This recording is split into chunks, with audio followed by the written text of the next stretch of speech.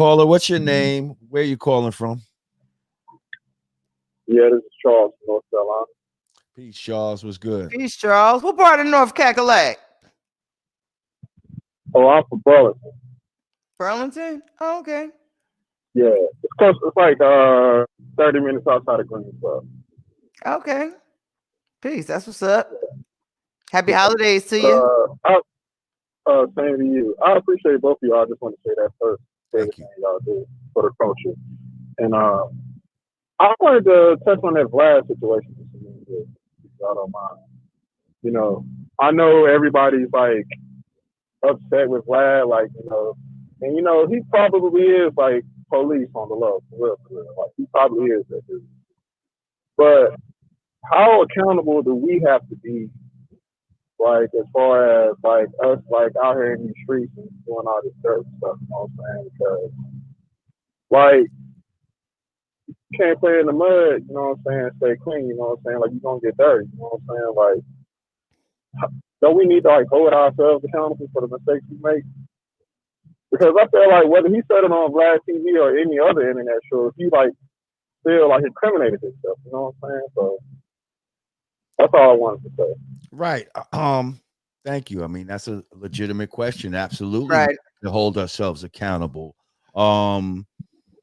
Should we be out here doing this dirt that we aren't able to sit down on his couch and tell him about? No, of course not. But the fact that he exploits the fact that we as Black people have been systematically put in situations that causes a high percentage of us to end up doing what we call dirt and all this type of shit. And then trying to turn around as a white man and not come to it out of a place of concern or trying to figure it out to really help. It's just he's coming out of a place of being exploitive and just trying to make money off the misery of Black people, basically. I understand. So that's what it's like, really about. Got all these millions of followers, and he talk about all this money and investments and stuff. Like he could be giving back to the community versus exploiting, basically. Absolutely. I mean, there's a lot of things that could be done, or he could just not always dwell on the criminal element of Black culture. He could not ask leading questions that can later be used against people. Like he doesn't have to do that. These are questions he's crafted. You know what I mean? So, yeah, everybody has, I could have the same guest on my show and it could be a whole different line of questioning. It all depends on who's conducting the interview and what their motive and intent is. So that's what we're saying. And another issue too that a lot of people have with Vlad is because for the most part when you meet him and get to know him and kicking with him, like he is a cool dude. So like you'll have situations where maybe interviews didn't go right or things may have went too far. And sometimes there's been cases where artists will say to Vlad, well, I don't think, or they'll think about it the next day or whatever the case may be. And I know artists have gone to Vlad and said, yo, maybe you should edit this out. Maybe you should put that out or take this or take that out. And like he absolutely won't do it.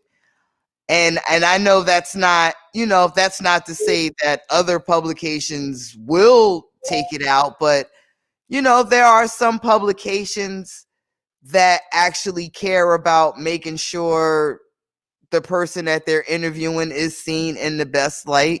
Sometimes, not all the time, contingent upon the publication. I don't think Vlad moves any different than Shade Room or in any of the rest of them. But one thing that Vlad does is he will continuously bring something up over and over again throughout the community through different interviews, get different people talking about things, and oftentimes those conversations behind the scenes turn into beef. Calculated thing that he does, and that is what I don't rock with. Yeah, but if I'm Casanova though, and like I'm starting to get a little money, like I'm not gonna be hanging around the same people like that. Like I know are doing dirt. You know what I'm saying? Like it's time to go in a different direction. Unless, you feel what I'm saying? Like unless, you know, sometimes for some people you are what you are. Like for some people, even though you can teach your old dog new tricks, but for some people, if that dog don't want to learn new tricks, then they're gonna just resort to the old tricks that they know. Also, you got to understand that fame and appearance, right, is a motherfucker. Right. Now, I don't know the circumstances in his life, but let's just hypothetically say, okay, he came out of jail. He had that record, whatever the first one that had him popping, right? He's doing well, you know what I mean? He's getting shows. He got the big chain on. He got the big chain on. He's looking good. He's moving amongst people that, you know what I mean? He's running around with he was running around with Chris Brown, I think, at one point. So, but then you put the next joints out and they might not do as well. You understand what I'm saying? Right. But you now want to still keep this look and this lifestyle, and well, shit, you already know you a gangster and all this type of shit, and you know, fuck it, I'm getting this little show money. Maybe I should invest some of it. You see, this is how it starts. Like, you know what I mean? Like a lot of times it's to like, and I'm not saying this is what happens. I'm just saying I'm not saying that happened in his case, but I'm hypothetically, it's a possibility. Like it's a possibility that in order to keep that appearance of, you know what I mean, that everything is good. Yeah. This is the shit we gotta do. You know what I mean? In the background that you're not seeing. You know what I mean? But this is what might be going on. You know what I mean? How about hold on? I'll give you a whole nother. I'll give you a whole nother explanation that's as real as it gets. Right. When you get in this business and you start hanging with people, you know, you start getting these industry friends and these celebrity friends. How about when all that's said and done, your real friends be your day ones? How like it sometimes it's as simple as that. You know, like those the ones that really got your back at the end of the day. Right. And then some of those dudes that got your back could have been some ill motherfuckers, though. You see what I'm saying? I want to say one last thing, and I'm gonna hang up because I know you got other callers. But before the Farrakhan situation with you and Godfrey, I stopped messing with Vlad when he told Godfrey that he thought reparations should come and a free education for Black people. That let me know, like, what he really thought of us. You know what I'm saying? Like, that rubbed me the wrong way. Like, a free education, like, that don't do nothing for us. You know what I'm saying? Like, that's when I stopped fucking with. You know what I'm saying? That rubbed me the wrong way, too. But I had the luxury of telling him directly, like, yo, what the fuck are you talking about? Like, you know what I mean? Like, so, you know, there was many cases where I felt like I addressed the bullshit directly. You know what I mean? But it was it was in private a lot of times, though, and it wasn't for everyone to see. Like, you know what I mean? But I definitely, you know, I definitely made my. And I just want to say, you was the only reason why I started watching. You was the only reason why I started watching Vlad TV. I probably watched all of your shit. Like I probably like sit down one time, like went through all of your shit one night. You know what I'm saying? You were the only reason why I watched that shit. I'm gonna be straight up with you. Well, I appreciate it. You know, that's why I can't totally say, you know, Vlad didn't give back, because he might have not given back financially, but he did give back by having people like me on there, and you know, Godfrey, Digga, just certain interviews, you know. he did have Right, some right. positive people on there that necessarily you wouldn't expect a white man to shine light on shit like that. You know what I mean? Word. So Right, right.